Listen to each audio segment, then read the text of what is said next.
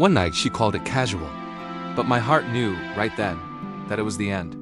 The evening felt unusually quiet, with city lights spilling softly through the windows of her bright apartment. I was 25, emotionally sensitive, observant, and quietly captivated by nuance. She was 40, with long black hair that cascaded gracefully, lightly tanned skin with subtle freckles, and dark brown eyes that radiated confidence but also a hint of vulnerability. We were in her sunlit living room, a space filled with warmth and understated elegance. The conversation flowed easily at first, with light laughter scattering across the room. But beneath that ease, a tension simmered quiet, unspoken, yet unmistakable. Every small gesture she made, from brushing her hair behind her ear to offering me a glass of wine, carried a weight I couldn't ignore. Then she said it. "It's just one night." Her words were calm, precise, a boundary she intended to keep. For me, that phrase landed like a hammer. One night, meant to be trivial, suddenly felt irreversible. Her presence grounded me. The warmth of her hand, the subtle glow of her skin, the elegance in her curves, the intensity of her dark brown eyes. Time seemed to stretch and contract all at once. We moved through her apartment, brushing shoulders, sharing soft laughs, lingering near each other without even realizing it. Every movement felt charged, the tilt of her head, the curve of her lips, the quiet steadiness of her breathing.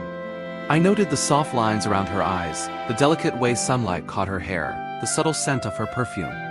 Every detail seared itself into my memory. The morning after felt unusually heavy. I woke up with the memory of her still lingering. I replayed every moment of the previous night. Each smile, each touch, even the brush of her fingers, now carried monumental weight.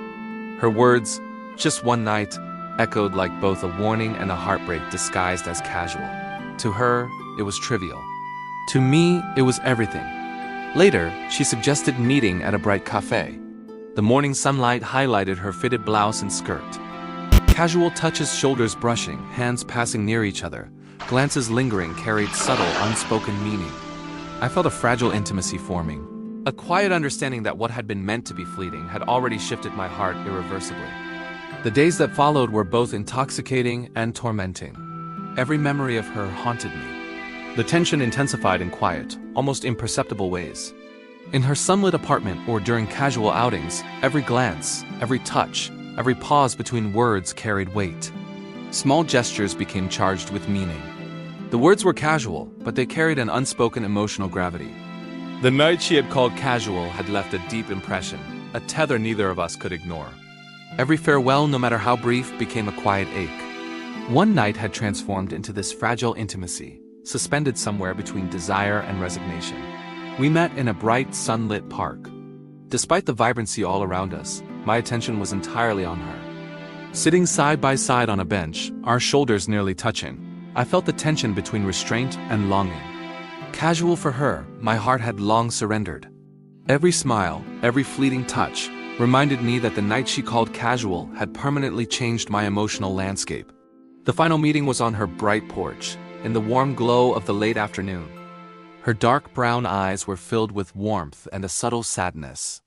Our hands brushed lightly, shoulders close, each gesture weighted with the knowledge of what had ended. The soft laughter, the exchanged glances, the lingering touches all underscored the quiet ache of a heart that had been irrevocably altered by a night meant to be fleeting. One night, one phrase, and everything was over. The goodbye was silent, profound, and complete. As I walked away, I felt the weight of unspoken emotion pressing on my chest. Every heartbeat carrying the subtle but undeniable weight of a love that could not survive casual words.